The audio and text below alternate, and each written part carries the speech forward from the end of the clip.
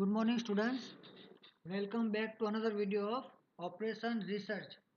આપણો સબ્જેક્ટ છે degree mechanical એન્જિનિયરિંગના 7th સેમેસ્ટરમાં ઓપરેશન રિસર્ચ. હવે આ લેક્ચરમાં આપણે લાસ્ટ લેક્ચરમાં થિયરી જોઈ ગયા હતા કે કયા કયા ક્રાઇટેરિયન્સ આવે છે ને એના કયા કયા સ્ટેપ્સ છે ને કયા કયા પ્રોસિજર આપણે ફોલો કરવાના છે. હવે એ બધા ક્રાઇટેરિયન સ્ટડી કરી ગયા.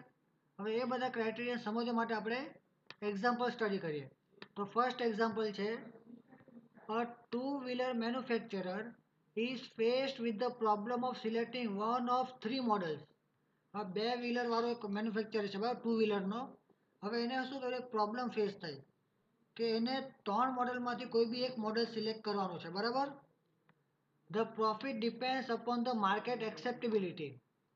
Demand of the model which is uncertain at present, but it has been broadly classified into four categories: high, moderate, low and nil. શું કીધું કે માર્કેટની કેટલી એક્સેપ્ટેબિલિટી છે એના પર એનું પ્રોફિટ ડિપેન્ડ કરે છે બરાબર. હવે મોડલના જે ડિમાન્ડ છે એ તો અનસર્ટન છે અત્યારે હાલની સિચ્યુએશનમાં.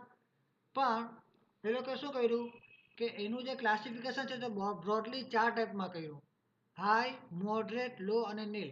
મતલબ કે high demand, moderate demand, low demand and nil demand. The profit or losses are indicated by negative sign expected by the management from the different level of demand of the model are as follow. હવે અલગ અલગ આપણે levels classify કરેલા છે ડિમાન્ડના. હવે એના પર આપણા કંપનીને કેટલું પ્રોફિટ કે લોસ થાય છે મેન્યુફેક્ચરરને એ નીચે ટેબલમાં આપેલું છે. સ્ટેટ ઓફ નેચર મતલબ કે પ્રોડક્ટ ડિમાન્ડ.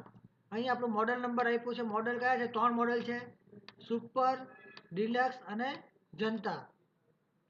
જો હાઈ ડિમાન્ડ હોય તો 40,000નું પ્રોફિટ થાય સુપરના અંદર, ડિલક્સમાં થવાનું 60,000નું, જનતામાં થશે 25,000નું. જો મોડરેટ ડિમાન્ડ હોય તો સુપર માટે 25,000, ડિલક્સ માટે 30,000, જનતા માટે 10,000નું. જો લો હોય તો સુપર માટે 15,000, ડિલક્સ માટે 10,000નું પ્રોફિટ ને જનતા માટે -2,000નો લોસ.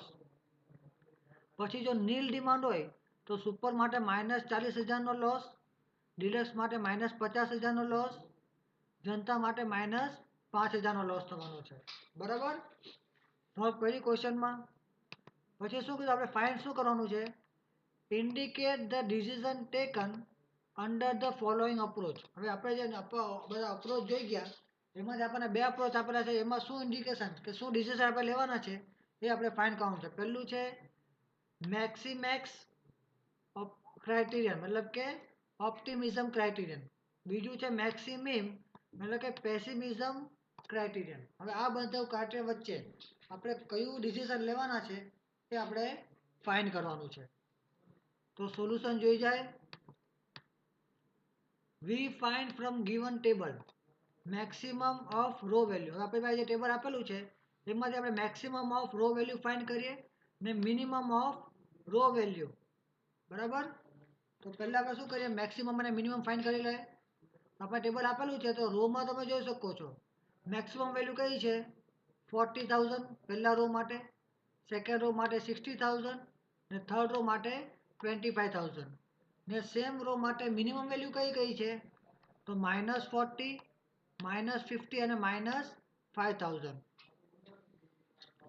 હવે પહેલા કેસ માટે શું કરવાનું છે? આપણે ડિસિઝન લેવાનું છે કે આપણું ઓપ્ટિમિઝમ હોય ત્યારે. The decision maker under maximax criterion find maximum possible payoff for each alternative as shown in column.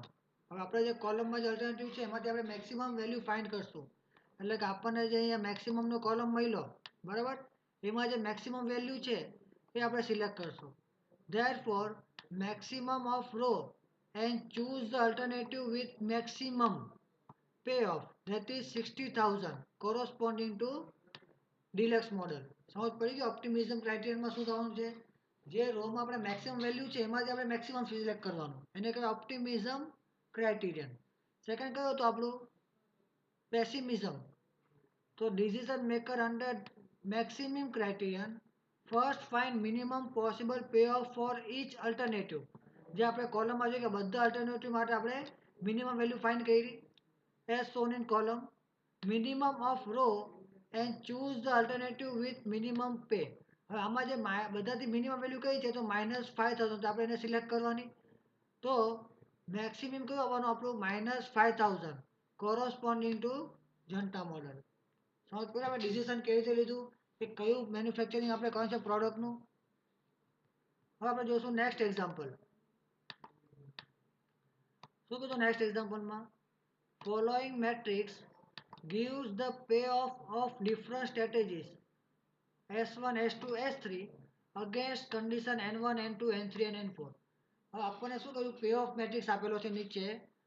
3 strategy છે અને 4 કન્ડિશન છે. તો આપણે S1 અને N ના આપણને આપેલા છે રૂપીસના અંદર.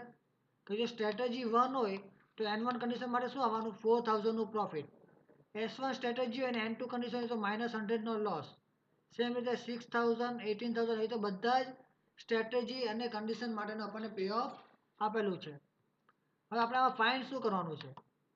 તો indicate the decision taken under the following approach. કે નીચે જે બધા અપ્રોચ આપેલા છે એમાં આપણે કયું ડિસિઝન લેવાના છે એ આપણે ફાઇન્ડ કરવાનું. પહેલું કયું છે? પેસિમેટિક, પછી આ મેક્સિમેક્સ એટલે કે ઓપ્ટિમિસ્ટિક, પછી રિગ્રેટ કે પછી સેવેજ કહેવાય, લાપ્લાસ કે પછી એની કાંઈ ઇક્વલ પ્રોબેબિલિટી, પછી Hurwicz criterion the degree of optimism being 0.7. Degree of optimism આપેલું છે 0.7. તો પેસિમિઝમની ડિગ્રી કેટલી થવાની? 0.1 - 0.7 જેટલી. બરાબર. તો સોલ્યુશન જોઈ જાય આપણે. તો ફર્સ્ટ આવશે મેક્સિમમ કન્ડિશન. તો મેક્સિમમ કન્ડિશનમાં શું કરવાનું કે પહેલાં આપણે શું કરવું પડે? Minimum assume payoff for each alternative are as under. કે આપણને મિનિમમ વેલ્યુ કેમાં મળે છે? રિસ્પેક્ટિવ રોમાં. તો આપણને મળ્યું મિનિમમ રો -100, 0 અને -2000. હવે the maximum payoff is 0 which correspond to strategy 2. આમાં મિનિમમ વેલ્યુ કઈ આવવાની? 0. બરાબર ને? જે મેક્સિમમ વેલ્યુ કઈ આવવાની છે? 0 આવવાની છે. તો મિનિમમ વેલ્યુમાં મેક્સિમમ કયું છે? 0. તો આપણે 0ને સિલેક્ટ કરશું. જે કયું છે? સ્ટ્રેટેજી 2. બરાબર. સમજ પડી? પછી આવશે મેક્સિમેક્સ પ્રોબ્લેમ. તો મેક્સિમેક્સમાં શું હોય કે આપણા જે રિસ્પેક્ટિવ રો છે એમાં આપણે મેક્સિમમ વેલ્યુ ફાઇન્ડ કરી 18000, 20000 અને 20000. હવે આ બંધોમાં મેક્સિમમ વેલ્યુ કઈ છે? તો 20000 બે વખત છે. તો સ્ટ્રેટેજી S2 અને S3. The maximum of the above maximum payoff is ₹20,000 which correspond to strategy S2 અને S3. સમજ પડી? પછી થર્ડ હતું આપણું રિગ્રેટ કે પછી એને કહેવાય સેવેજ ક્રાઇટેરિયન. તો the best pay of for inch state of nature N1, N2, N3 and N4 are 20,000, 15,000, 6,000 and 18,000 respectively. શું કીધું કે આપણે જે N1, N2, N3 અને N4 કન્ડિશન છે એના માટે બેસ્ટ વેલ્યુ કઈ કઈ મળી? 20,000, 50,000, 6,000 અને 18,000. તો subtracting from this payoff of corresponding column we get. તો 20,000 છે. બરાબર. તો આપણા જે 20,000 N1 માટે છે તો બધી વેલ્યુને 20,000માંથી માઇનસ કરે એટલે આપણને શું મળશે? આ પહેલું N1નું કન્ડિશન મળી જવાનું. પછી N2માંથી જે વેલ્યુ છે એમાંથી શું કરો? 15,000માંથી બધી વેલ્યુ માઇનસ કરવાની. થર્ડમાં 6,000માંથી માઇનસ કરો. ફોર્થને 18,000માંથી માઇનસ કરો. એટલે આપણને નવું મેટ્રિક્સ મળ્યું. પછી મેક્સિમમ રિગ્રેટ. તો આ જે કોલમ છે મેક્સિમમ વેલ્યુ કેટલી છે? તો પહેલા આવશે 16,000, બીજામાં છે 18,000 ને ત્રીજામાં 17,000. The minimax regret corresponding to strategy 1. હવે આ ત્રણ જે મેક્સિમમ વેલ્યુ મળી રિગ્રેટની એમાંથી મિનિમમ વેલ્યુ કઈ છે? તો 16,000ની. જે કોના માટે છે? સ્ટ્રેટેજી નંબર 1 માટે. એટલે આપણે શું સિલેક્ટ કરશું? સ્ટ્રેટેજી 1 સિલેક્ટ કરશું. સમજ પડી? પછી છે ફોર્થ વન ઇક્વલ પ્રોબેબિલિટી મતલબ કે Laplace criterion. The expected average payoff each alternative are as follow. આ બધાનું શું છે? આપણે એવરેજ કાઢવાનું છે. તો બધાનું +/4. તો S1 માટે મળશે આપણને 6975, S2 માટે 6350, S3 માટે 8500. The maximum average pay of કેટલું છે આપણું? 8500 which corresponding to strategy S3. તો આપણે strategy S3 ને સિલેક્ટ કરશું. બરાબર, સમજ પડ્યું લાપ્લાસ મતલબ કે ઇક્વલ પ્રોબેબિલિટીમાં. પછી છે નેક્સ્ટ આપણું last one, Hurwitz criterion where alpha is equal to 0.7. The required calculations are as follow. પહેલા શું કર્યું આપણે, મેક્સિમમ પે ઓફ ફાઇન્ડ કર્યા, કેટલા 18,000, 20,000 ને 20,000. બરાબર, S1 S2 ને S3 માટે ને રિસ્પેક્ટિવ માટે આપણે minimum payoff be find out કર્યા, -100, 0 અને -2000. બરાબર, હવે આપણે H ની ફોર્મ્યુલા મૂકીએ હર્વિટ્ઝની. H is equal to alpha into I plus 1 minus alpha into 2.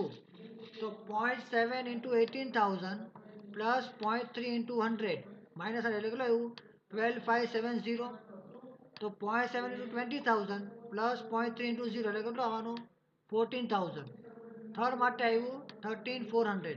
હવે આ જે ત્રણ વેલ્યુ મળી એચની એમાંથી મેક્સિમમ વેલ્યુ કઈ છે 14,000 ની છે. તો the maximum value of H is equal to 14,000 which corresponding to strategy S2. સમજ પડી ગઈ એક્ઝામ્પલમાં. હવે આપણે જોવાના છે next example number 3. A businessman is planning to expand his warehouse by hiring the shop in order to meet the future demand. હવે કોઈ એક બિઝનેસમેન છે એ પોતાને વેરહાઉસને એક્સપાન્ડ કરવાની ટ્રાય કરે છે અને વિચારે છે ને એ શોપ ભાડા પર લેવાનું વિચારે છે ફ્યુચર મીટના ડિમાન્ડને મીટ કરવા માટે. Depending upon weekly market demand, following rewards table is prepared for different size of warehouse. તો અલગ અલગ સાઇઝના વેરહાઉસ પર એને શું મળેલું છે, પ્રોબેબલ મળેલું છે માર્કેટ ડિમાન્ડનું. તો સ્ટ્રેટેજી કઈ છે, સ્મોલ, મીડિયમ, લાર્જ કે પછી વેરી લાર્જ વેરહાઉસની સાઇઝ છે. માર્કેટ ડિમાન્ડ કઈ છે, ગુડ હોય તો, મીડિયમ હોય તો અને પૂર હોય તો કેટલું કોસ્ટ પડે છે તે, એના માટેનું ટેબલ આપેલું છે. શું કીધું, indicate the decision taken under following approach. પહેલું કયું છે, મેક્સિમમ, મેક્સિમિમ, સેવેજ, હર્વિટ્ઝ અને લાપ્લાસ. એટલે પાંચે પાંચ માટે આપણે ફાઇન્ડ આઉટ કરવાનું છે ડિસિઝન. તો સોલ્યુશન જોઈ જાય. ફર્સ્ટ કયું આવશે આપણું, મેક્સિમેક્સ માટે. તો બધા રોમાં મેક્સિમમ વેલ્યુ ફાઇન્ડ કરો. તો બધા રોને આપણને મેક્સિમમ વેલ્યુ મળી ગઈ. હવે આ બધામાં મેક્સિમમ વેલ્યુ કઈ છે તો 20,000. તો આપણે શું કરશું, વેરી લાસ્ટ સિલેક્ટ કરશું.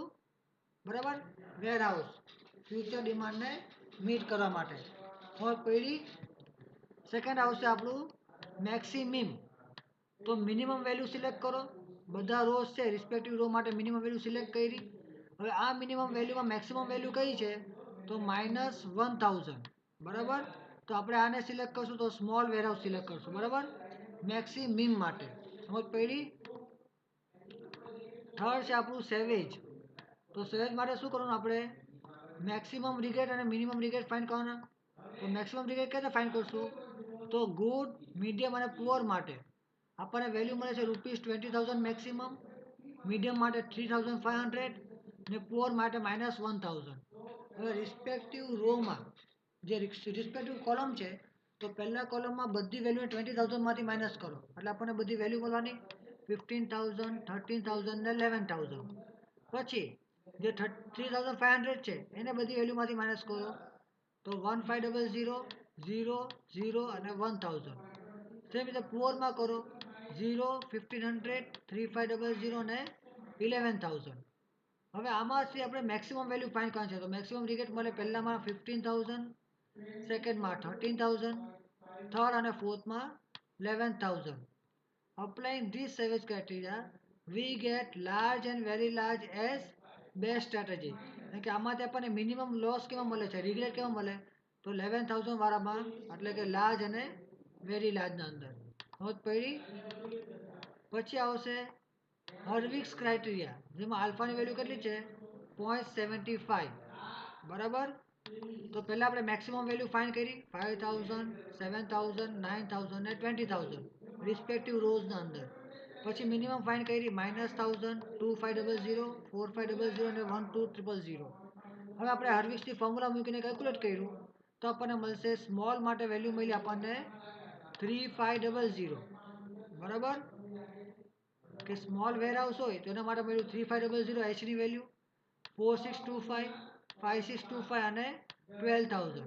તો અહીંયા આપણને મેક્સિમમ વેલ્યુ એસીની ક્યારે મળી 12,000માં, જે કોના માટે આવશે? સ્ટ્રેટેજી વેરી લાર્જ માટે. હવે alpha is equal to 1 when maximum criterion optimism criterion હોય ત્યારે આલ્ફાની વેલ્યુ 1 આવે ને આલ્ફાની વેલ્યુ 0 ક્યારે આવે?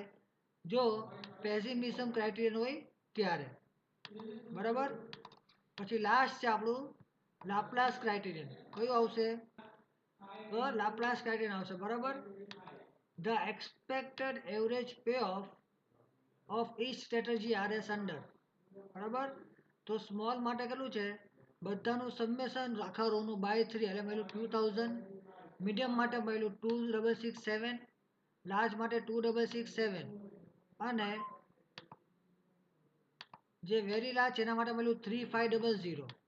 હવે આ જે બધી આપણને વેલ્યુ મળી કઈ? એવરેજ પે ઓફ વેલ્યુ 2000, 2667, 2667 ને 3500. હવે આમાંથી આપણને મેક્સિમમ વેલ્યુ કઈ મળી? તો maximum average payoff is ₹3500 which correspond to strategy very large. તો લાપ્લાસ થિયરી પ્રમાણે આપણે કયું સિલેક્ટ કરશું? સ્ટ્રેટેજી વેરી લાર્જ માટેની.